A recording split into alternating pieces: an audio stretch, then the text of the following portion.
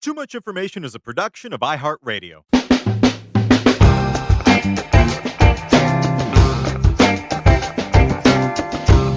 Hello, everyone, and welcome to Too Much Information, the show that brings you the secret history and little-known fascinating facts about your favorite movies, music, TV shows, and more. We're two guys with too much free time on our hands. My name's Jordan Runtagh. And I'm Alex Heigl. And like a lot of people in our age group, Jordan, I think one of the big foundational influences on our lives and sensibilities was the amazing stretch of animation from the late 80s and early 90s. Nick Toons, absolutely. Toons. Yeah. Today, we're going to be talking about one of those crown jewels in that era, which is Rugrats. Now, I gotta say, I was more of a Doug guy. Ooh, we'll get into that. Yeah, we'll talk more about the that. The Beatles and Stones of 90s animated cartoons. Now, where does Ren and Stimpy fit into this analogy? Ren and Stimpy is Captain Beefheart. Everyone knows this. Don't, come on. Doug, Rugrats, and Ren and Stimpy all premiered on the same day, August 11th, 1991. They turned 30 years old last year, which means that Tommy Pickles would now be 165. Yeah. Yeah, it is truly boggling. I mean, there was a real heyday, and I think South Park and Family Guy kind of came in and detonated a lot of that style of humor and also production. I mean, once you started doing this stuff computer, like the hand-drawn look of this kind of went away. So in a way, a lot of these wound up being, the era that we're talking about is kind of a swan song for the form in general. Yeah, I mean, it's definitely, you could tell some of the early episodes are really period pieces in a funny way. Yeah. Anyway, not to over-intellectualize Rugrats. Which we will continue to do over the next half hour. But rest assured, that's not all we'll do. We'll also talk about how the character of Chuckie was inspired by a new wave rock legend, how the voice of Tommy Pickles once recorded her voiceovers in between contractions before giving birth, and also how the show's creators got their start on the biggest animation series in history before splitting amid a flurry of lawsuits. Without further ado, here is everything you never knew about Rugrats.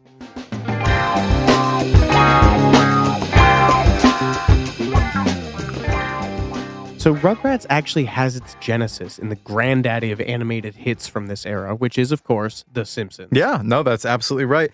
Rugrats was the brainchild of the Klasky Csupo Animation Studio. You may remember that from at the end of the every episode, they would have some like weird see-and-say type device say that as part of the credits. I never knew what it was because it looked like a bunch of jumbles. It looked like something from The Ring. I thought it was one person for the longest time. Yeah, could totally be. But it was the name of a husband and wife team, Arlene Klasky and Gabor Csupo. Yes, a Hungarian gentleman. They actually have a very extensive back history in their animation studio. They did the titles for 21 Jump Street, Eddie Murphy's Raw, Quantum Leap, In Living Color. And they went on to do The Osbournes. What a hell of a pedigree. That is a ride. But the biggest thing they were involved with, as you said, were The Simpsons. In the late 80s, the animation studio was hired by James L. Brooks to work on The Tracy Ullman Show, overseeing little sketches in her show that later became The Simpsons. And one of Klasky Csupo's animators, a gentleman by the name of Gregory Pelouse? Georgi Pelouse. You do all the when I was in high school, I took 8 years of French. My French teacher would make me at the end of class, if there was time, read for her amusement because my pronunciation was so bad. So, I mean, just a general series-wide blanket apology for all these names I butcher. But anyway, he was the man responsible for all the Simpsons characters having yellow skin and for Marge Simpson having blue hair. And also the character of Dr. Nick, hi, everybody. He was apparently based on Csupo, at least his facially and the way he looks. If you Google him, you see him side by side. They do look very similar, although the voice actor for the character, Hank Azaria, said he was actually doing a bad imitation of Ricky Ricardo. But Klasky Csupo left The Simpsons during the third season in 1992 due to disagreements with Gracie Films, the production company that oversaw The Simpsons, which is fine because they had their hands full with the Rugrats. Yeah, it's interesting, and we'll get into this a little later, but Rugrats, despite being this beloved and going on to becoming a really successful property, it actually was not a super big hit for its early stage, to the point where not only were the Klasky Csupo team working on it concurrently with The Simpsons, so they were literally bouncing back and forth, but we'll talk about this later, it did not pay enough for some of the voice actors to live on. So backtracking a little bit, the inspiration for the show was while Arlene and Gabor were working on The Simpsons, Klasky was pregnant, and she just had this very simple idea of if babies could speak, what would they say? You know, like, why do they walk around and stick their hands into the toilet and so on and so forth? This idea was explored further in the 90s cinematic classic Baby Geniuses, by the way. Yes. An unheralded influence on all that came after it. So they took it to Nickelodeon, and Nickelodeon at this point they're an upstart. They are really, especially with stuff like, imagine Ren and Stimpy being produced at the same time as Rugrats, like as scatological and insane, truly insane as Ren and Stimpy is, alongside this very family-friendly thing. But that's just an indication of all the stuff that Nickelodeon was throwing at the wall, trying to see if it would stick. So, to that end, Klasky's pitch was that, cartoons have devolved into toy advertisements, which is true because another interesting parallel in this animation space at the time is you started seeing all of these cartoons based on really violent 1980s properties that were invented as an excuse to sell toys. Like you have a Rambo, RoboCop.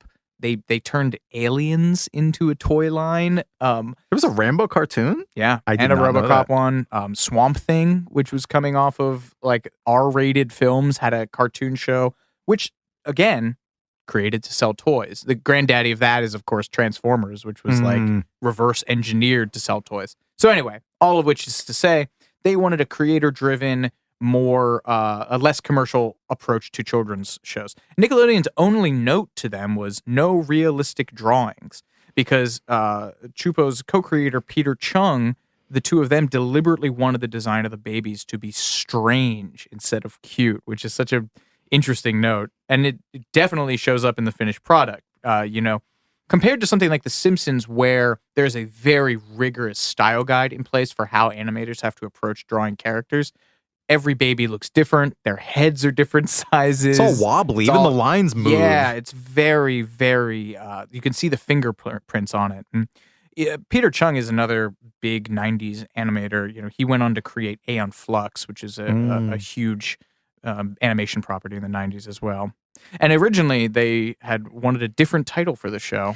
Yeah, they were going to call it One Something after... There was a very big show at the time called 30 Something, and it was a play off of that, which is pretty hilarious. But they ended up going with the term Rugrats, which was a Navy term that the folks in the Navy used for little kids, and because they would, crawl around on the rug like rats.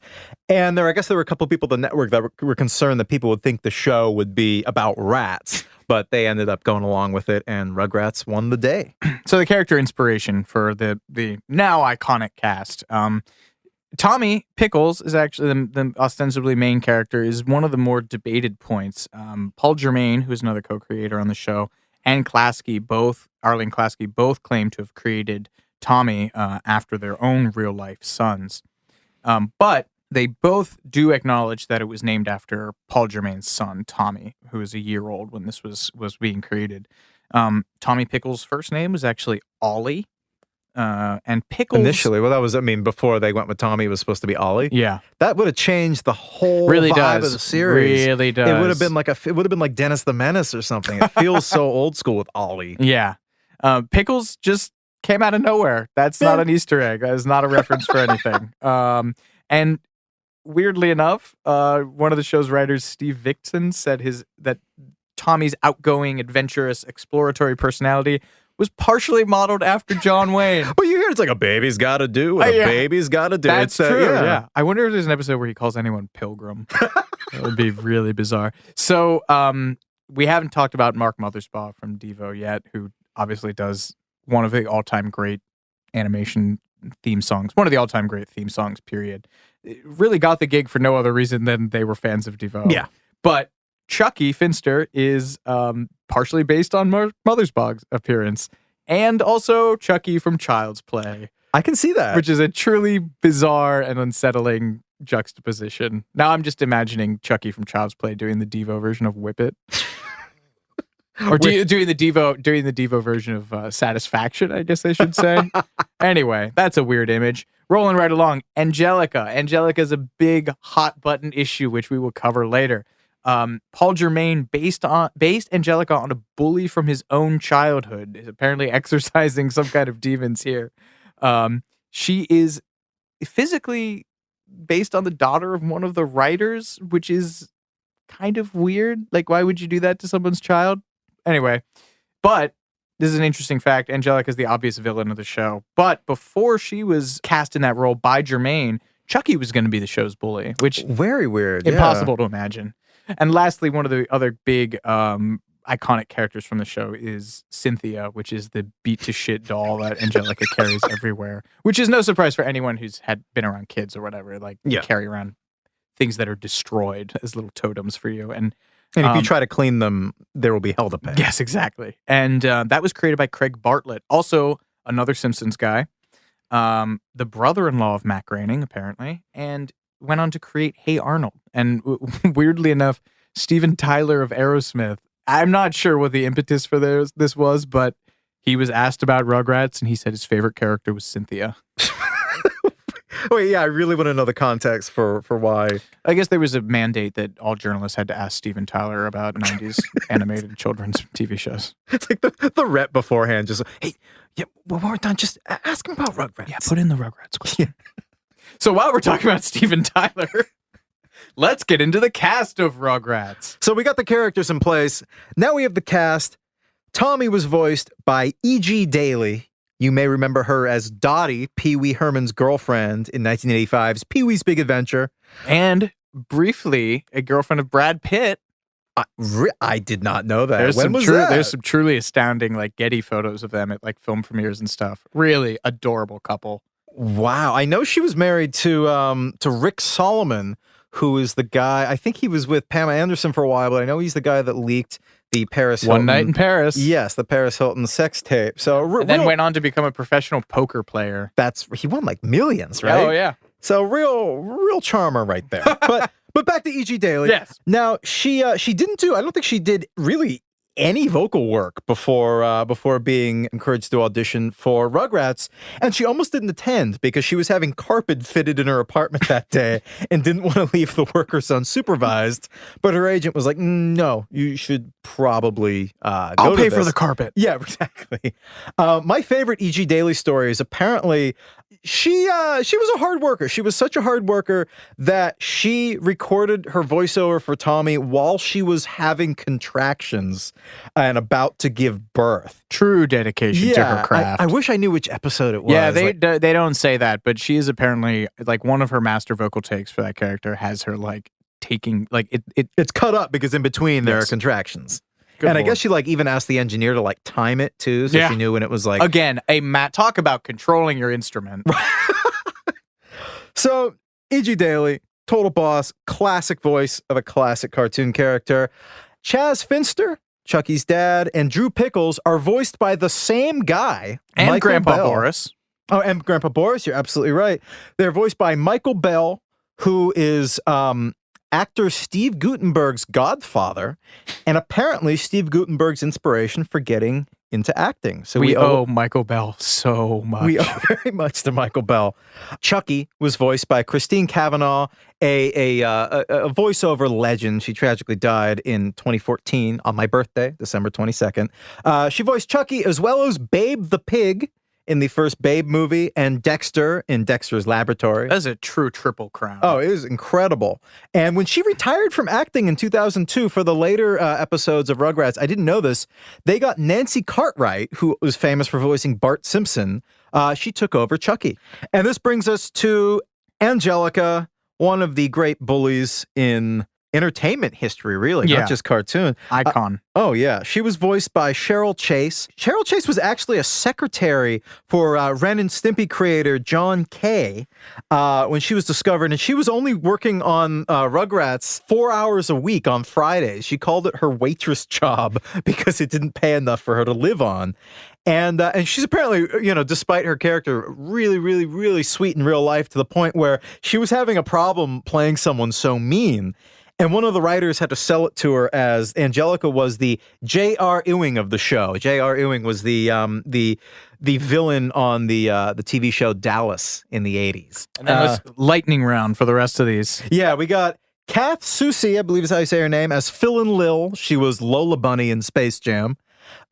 David Doyle was Grandpa Lou. David Doyle was also Bosley on Charlie's Angels, which I did not realize. Tress McNeil was Charlotte Pickles, Angelica's mom. She did Babs Bunny on Tiny Toons. Another one. Principal Skinner's mother Agnes on The Simpsons. Another one. Dot Warner on The Animaniacs. Another one. Arnold's grandmother on Hey Arnold. Woo. And the voice of Mom on Futurama. My God. What a run. And finally, the last one, I really want to get this in here. I had no idea Debbie Reynolds played Lulu Pickles, who was Grandpa Lou's second wife. She joined as a cast member in 2000. I had no idea that Debbie Reynolds was on Rugrats. Yeah, no clue. So before we move on, Heigl, I believe you have a very special mini presentation for us. I'm going to go for this. You go for it. Other than The Simpsons, there's another bizarre connective thread to Rugrats voice actors, which is there were two movies in the 1980s during the 1980s slasher rubber monster horror boom called CHUD, which is an acronym for Cannibalistic Humanoid Underground Dwellers. And then there was a sequel to that film called CHUD 2, Bud the Chud. And he's adjusting his glasses, by the way, folks. Yeah. You can't see this right now. Bud the Chud. And so aside from featuring Home Alone actors John Hurd and Daniel Stern and John Goodman in early roles, the CHUD films, the CHUD cinematic universe, if you will, features 3 Rugrats actors. So not only Michael Bell, but Sam McMurray and Jack Riley, who voiced Stu Pickles. So in theory, Rugrats and CHUD are in the same cinematic universe. Thank you. That was excellent. But those are not the only names that we have, the only prestigious names that we have on the Rugrats casting roster. Yeah, so we have Kim Cattrall came in and did Mel Finster, who is Chucky's voice mother. We're going to get into the Chucky Mother's Day episode, which, woof. But, yeah, so that's Kim Cattrall. And then we have everybody's favorite Batman.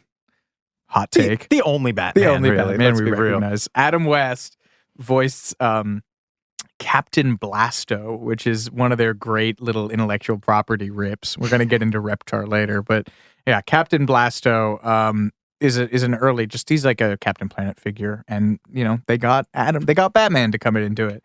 And then in a much less subtle rip, they brought in Alex Trebek to host Super Stumpers, a fictitious game show where he plays a character named Alan Quebec. He was probably in his contract. We need to have one Canada reference in there somewhere.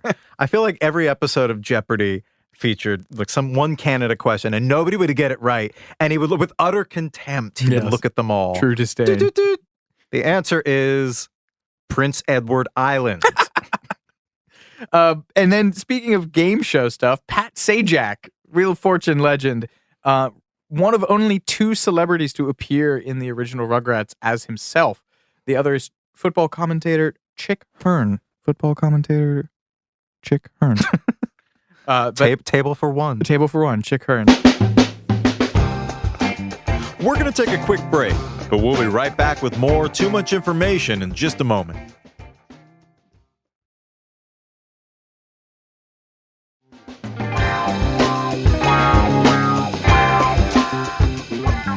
Let's get into let's get into ground zero for Rugrats. Let's talk about the pilot. There is an unaired pilot for Rugrats entitled Tommy Pickles and the Great White Thing. And it consisted of Tommy trying to figure out what a toilet was. And it's interesting because this episode only featured Tommy, Phil, and Lil. Chuckie and Angelica weren't created until later. They created Chuckie as a foil for Tommy, basically. Tommy's this intrepid explorer, and they made Chuckie as, the scaredy cat. And Angelica is obviously the villain, because every show needs a villain. As you said earlier, she was co-creator Paul Germain's idea, which would sow the seeds of dissent in the Rugrats creative team and lead to years of animosity and legal wrangling. Just a little foreshadowing there. But the show debuted on August 11th, 1991.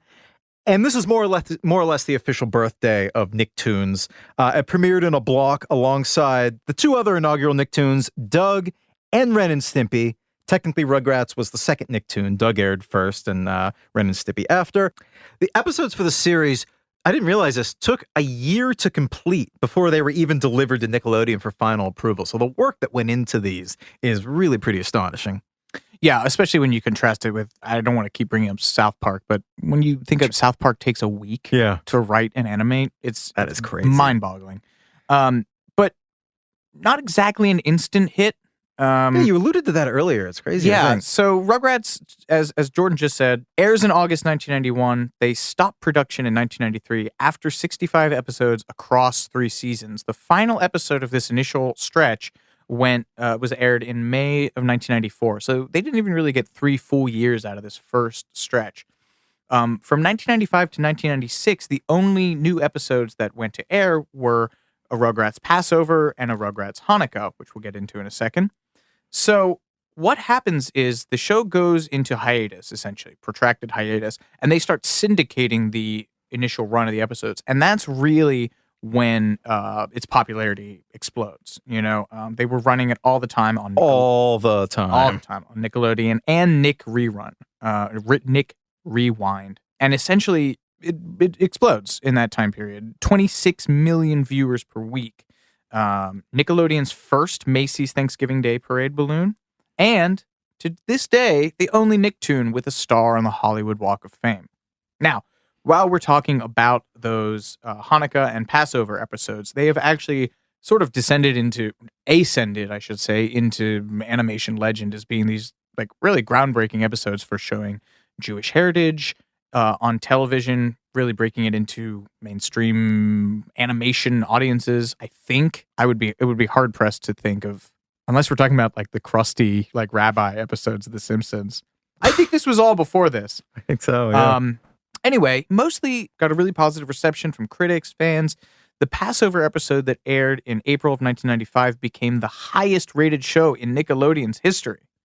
But there were complaints from the Anti-Defamation League and a few other people that Grandpa Boris and Grandpa Minka descend a little bit into stereotypes. This is despite the fact that a large proportion of the people who worked on the show were Jewish and were basing the writing and depiction of the characters on their own relatives. And this Anti-Defamation League thing isn't about the actual animated show. This is something that gets repeated in listicles and so forth on online coverage of the show. But this is actually based on a comic strip that was based on the show. So this comic strip runs in the Washington Post in 1998. And Grandpa Boris recites a Jewish morning prayer in a synagogue, and the Anti-Defamation League says, well, his design, the character design, is a little anti-Semitic, and that the Kaddish, the prayer of mourning, shouldn't be in a comic strip, period. And everyone involved apologized. The Washington Post editor apologized, and that was kind of the end of it. But that wasn't the only controversy that Rugrats dealt with during this time. In 2002, Class B Chupo were sued by Toho, the owners of Godzilla, over the design of Reptar. Which there is absolutely no way they couldn't have seen that coming. It's like the Captain Blasto thing. Like, come on. It's obviously Godzilla. Well, yeah, but I mean, I don't know. A large specific type of animal. It's like how much can you copyright just like a very big walking lizard?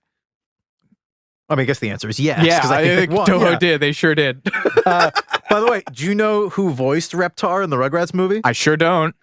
Busta Rhymes in 1998's Rugrats movie. Busta. I don't really know what he said, what like he actually did to voice it. I don't really remember much about that. But it's interesting because this lawsuit actually happens in 2002, so this is like a full 10 years after it appears. And one of the sort of armchair analysis, which we're doing right now, you're in a literal armchair. Yeah.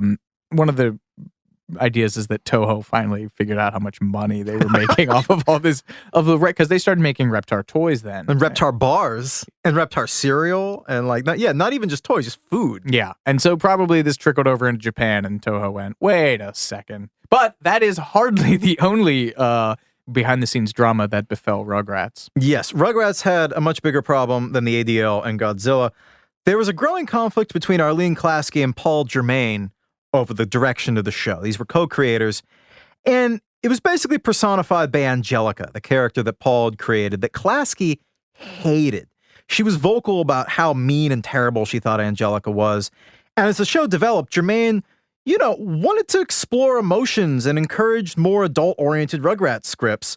Like there was one that explained the source of Angelica's brattiness was because of, her really self-absorbed parents. Her mom's the CEO, it's always on the phone, and her dad is this kind of like, real pushover who spoils her. So her meanness is sort of exposed for what it is, which is neediness. And Angelica becomes a much more complex character. Klasky really just wanted it to be sort of a more whimsical show, a more fantastical show, wanted the kids to be kids. And she thought that these episodes that Jermaine was overseeing were too dark and the babies were acting too adult. Which I don't want to come for her or anything because she created one of the most beloved properties of all time. But it's funny in retrospect because some of these episodes that you could conceivably call too adult for a child's show are some of the most beloved ones. Like we made oblique reference to the Chuckie Mother's Day episode. Chuckie's dad, Chaz Finster, is which I know. Chuckie's dad, Chad Finster. He's a widower, and for a children's show where all of these parents are constant presences in their children's lives, like they do an entire Mother's Day episode about how, God, I'm getting choked up here about how Chuckie's mom died, and that is dark stuff for a mainstream kid show. And there was one where Angelica was told that she was going to have a sibling, and she doesn't react well to it, as a lot of little kids do when they're told that, they were an only child, and now they're told that they've got a sibling on the way. And, I mean, dark for two reasons. One, I mean, that's a heavy thing to tackle for a kid's show anyway. And then the actual way they do it was where this nightmarish baby comes in. Oh, God, that thing. Yeah, and I think tries to eat her, if I believe. Yeah. It's grim. It's pretty bad. So those shows were more came from Paul Germain, and Klasky really was not a fan of those. And unfortunately, Gabor Chupo, who was Klasky's husband, was sort of stuck in the middle and mediated between Klasky and Jermaine. For this episode's obligatory Spinal Tap reference, he was the lukewarm water. Yes, exactly. Fortunately for their marriage, he often sided with Jermaine because he liked his writing style. And it's probably not a coincidence that they divorced in 1995. The writing staff also was more on Jermaine's side, too. And they took to basically openly mocking Arlene Klasky by creating this character, Dr. Lipschitz. Mm-hmm. And fans of Rugrats remember Dr. Lipschitz was sort of like the Dr. Spock-like child-rearing expert who Dee Dee Pickles worships. And he's kind of a quack. He's like, nobody knows more about children raising kids than Dr. Lipschitz. And that was supposedly seen as like a shot at Klasky, who like, nobody knows more about kids than Arlene. Like, the kids should do this, kids should do that. And so that was... It's funny now when you see that character. I mean, they're really making fun of her. So when the show went into syndication after the initial order of 65 episodes was complete, Jermaine and most of the writing staff left the series, and they defected to Disney, where they created Recess for ABC's One Saturday Morning. And we could get into this later on, but obviously when One Saturday Morning launches, Disney essentially poached Doug. That's right. Yeah. Relaunches, that becomes the flagship over there. So really, the world of children's animation in the 90s was a pretty cutthroat place. Oh, yeah. So Jermaine left, and it devolved into all sorts of legal acrimony. They were prevented from talking about their Rugrats exit by a gag order as part of their settlement from Klasky Chupo and Nickelodeon. We should Freedom of Information request that. See if we can find out what like the depositions. Oh, my God. Can you imagine? Just with Chupo doing the Dr. Nick voice. And like, my wife, she was not happy. Sorry, that's awful. Cut that. So yeah, the series kind of went, in my opinion, downhill after Jermaine left. The tone and look of the series changes dramatically. And in my opinion, it's for the worse. Like the scripts toned down the darker elements and kind of played up the more fantastical stuff. And they broke out of the house more. They went into like in space and all these other areas. I don't know, something about... I like the original episodes because it was so self-contained and so about how the ordinary everyday of the home to a child looks insane and crazy. And it's like you said about the look of the animation. It just looks more careworn and more individual. And I think, like you said, some of this comes into they have more money now. There's more eyes on it. Right. When Nickelodeon brought it back, I mean, it was one of the biggest shows in cable. So when they renewed it in, I think it was 1996 is when they renewed it for new episodes. Yeah, they obviously had a lot more money to hire a better, people Better, color, in quotes. Yeah. a colorist firm. I think. What do they call that when they not an animator, but the people who actually do the kind of finish it up? Grunts. We'll go with grunts. Yeah, sorry, animators. And having said all that, we'll be right back with more Too Much Information right after this.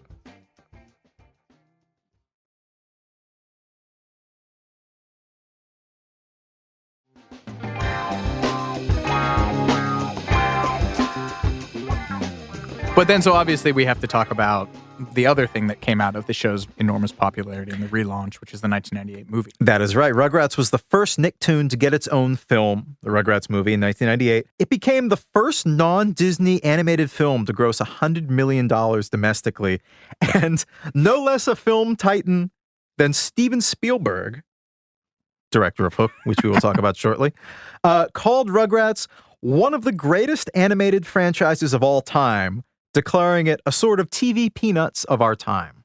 What a pull quote. Yeah. But of course, Nickelodeon, never one to let sleeping dogs lie and not make money, decided to build on the success of this movie with a couple of possibly ill-advised moves. Yeah. The first spinoff was All Grown Up, which initially started as a TV special in 2001 called Rugrats All Growed Up. And it was what was known as a backdoor pilot, where they make these TV specials that they air basically to gauge interest. And if there's a big response, then they take that as a pilot and build a whole series around it. Now, All Growed Up was a 10th anniversary special, which showed the Rugrats babies as tweens. And it was wildly popular. I think it was the most viewed Nickelodeon episode ever at that point. So, of course, the show immediately went to series. There were two other spin-offs that didn't really make it. One rejected pilot followed Susie Carmichael, and her family. It was called Meet the Carmichaels, and it would follow Susie's family as they moved to Atlanta and help her grandmother run the family restaurant. It's like when they made the Cheers spin-off, the Tortellis. or Frasier. Well, sure, Frasier's the successful one, but they I don't remember the Tortellis. Oh, they tried. No one does. They tried to spin off Carla Tortelli's ex-husband Nick, who's played by Dan Hedaya, character actor, amazing character actor, Dan Hedaya. Yeah, and it was just drowned under a wave of Italian American stereotype complaints. So it was not long for this world. Yeah. So that was one that I think only made the pilot. There was another called Preschool Days, which would focus on Angelica and Susie at school. A couple episodes were made and they were released as like a DVD special feature. And they're done in this really bizarre computer animated style that really is kind of off-putting. I mean, this would have been in the era of like Beast Wars and Reboot, like when like computer animation was kind of starting to come into its own, and some executive presumably was like, "Hey, we should get us some of that," because I don't think Nickelodeon had many computer animated style in that property. But you remember like Beast Wars, like That's how right, herky-jerky and bad that was. Reboot, they were both done by the same studio. I don't have a segue for any of that.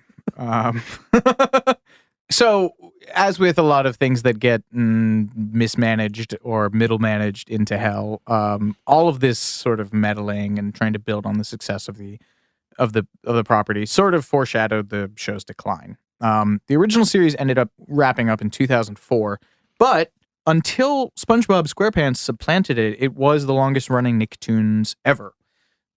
13 years, right? Yeah. You mentioned earlier that Tommy would be 31 in August of 2021, which means... Stu would be 64 this year. I think he was born in 1958. Dee Dee is about a year younger, so about the same age. And Grandpa Lou would be dead. He would have gone to the great animation studio in the sky. There is a sort of happy ending to all this. So there was a new reboot for Rugrats that premiered earlier in 2021. And the series actually picked up where the original Paul Germain series left off, with only the original characters. So Tommy's little brother Dill isn't there. Oh, we didn't talk about Dill. That's right. Yeah, it's probably for the best. Yeah, no one. Yeah. Oh, yeah. He's dead to us. And actually, Paul Germain came back. So it's the original creative trio of Class B, Chupo, and Germain. And they're all almost completely, except for Christine Cavanaugh, voiced by their original voices. So it's a fairly happy ending there, but we can't leave well enough alone and leave off on a happy ending. So, Nope. Heigl, I want to ask you about the most wild internet theory Yeah, we're about the Rugrats. Please take us there. This isn't a one-size-fits-all segment, but we are hoping to, where applicable. People who don't want to have their childhood completely shattered before their eyes, you can just turn off right now. Thanks for listening. Yeah, thanks. Have a good one. So this is not a one-size-fits-all bit, but we are hoping to, when there are fan theories about certain properties that we're discussing, we're hoping to spotlight them. And it just happens that this one is a real doozy. There is a popular fan theory circulating on the internet that essentially posits Angelica is the only Rugrat who is real. Every other character in the show are figments of her imagination because she is a neglected child and has created this ensemble cast of characters to help make her through her lonely, lonely days without getting into the truly grotesque, dark, grim. I mean, this is like if Harmony Korine had scripted Rugrats. It gets into some dark stuff. So if you're interested in that, just Google it, but maybe don't. And so this is funny too because it's one of the rare fan theories that has been addressed by the creator. Arlene Klasky was asked about this at a convention, and she shot it down, rightfully so. Because, as we said, it is dark. Slightly more whimsical. There is an interesting theory that posits Tommy Pickles is a Time Lord, a la Doctor Who. I like this one. Yeah, this one's a little more fun. You know, the babies go to outer space. That's part of a dream sequence. Yeah, part of it. They don't actually go to outer space. But I don't think that the creators, did they nod to this with the Easter egg? Yeah, there's Grandpa Lou's in the background, and he appears as a, what are they called? Dalek. Dalek, yes. Yeah. I gotta say, that's the spin-off that they should have done. Tommy is a Time Lord? Tommy is a Time Lord, yeah, absolutely. I would greenlight that in a heartbeat. Yeah, no, can we get this? We'll send this to Nickelodeon and try to send us to Viacom, whoever owns Rugrats now, and try to get that made.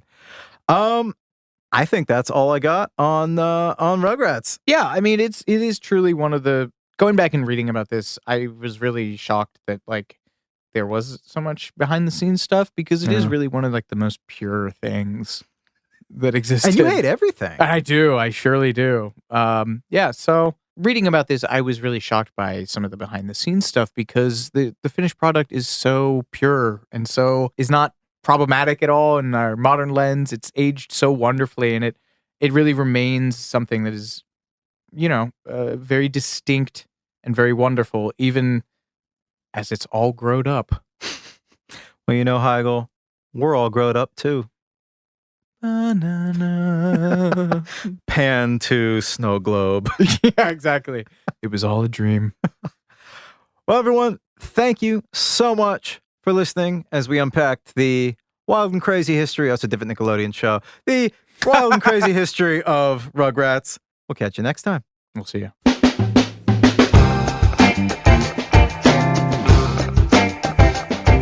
Too Much Information was a production of iHeartRadio. The show's executive producers are Noel Brown and Jordan Runtagh. The supervising producer is Mike Johns. The show was researched, written, and hosted by Jordan Runtagh and Alex Heigl, with original music by Seth Applebaum and the Ghost Funk Orchestra.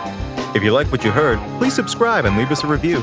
For more podcasts on iHeartRadio, visit the iHeartRadio app, Apple Podcasts, or wherever you listen to your favorite shows.